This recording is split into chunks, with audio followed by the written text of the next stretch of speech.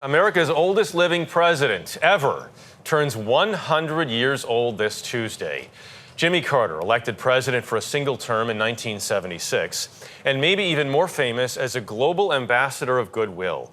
The birthday tributes have already started, celebrating a lifetime of service to others. The Carter family gave our Mark Strassman a unique glimpse into his long life. That is a replica of the Resolute Desk that was in the Oval Office. And Jason Carter says this is a television first. You're looking at his grandfather Jimmy Carter's private office at the Carter Center in Atlanta.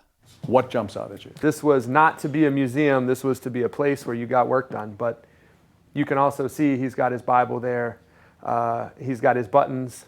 There's a Grammy.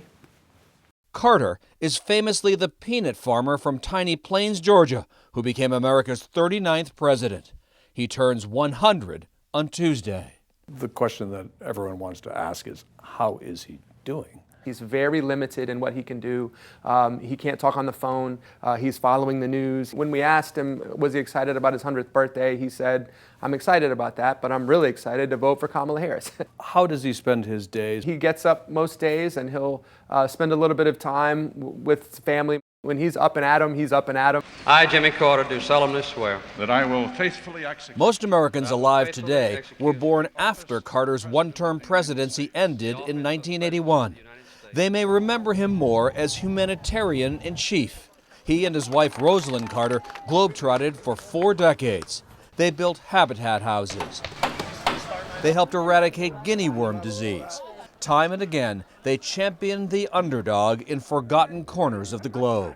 Those 40 years where he and my grandmother worked together on the issues that they cared about really are the fundamental part of their legacy. Rosand Carter died last year at 96, but you can feel her presence in this room. Do you have a favorite artifact in this room? For me, that rocking chair over there, it's this huge double rocker. It's just a beautiful piece, and they both loved it. Remarkably, the Carters were married for 77 years.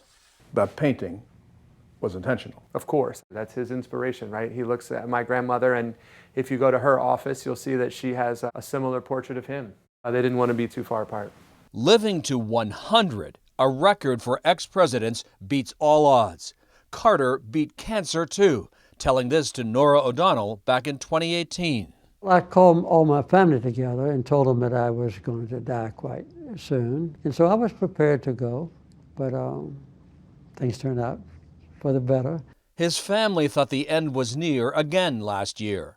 Carter went into hospice care in February of 2023. That was 19 months ago.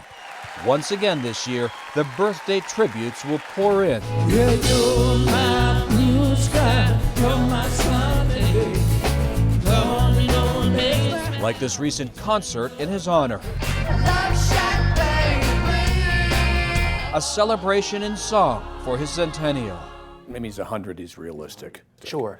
How does he want to be remembered? As someone who was honest, as someone who did what he thought was right, who stood up for human rights, and who respected people fundamentally. His 100th birthday will be America's turn to stand up for Jimmy Carter. For CBS Saturday Morning, Mark Strassman in Atlanta.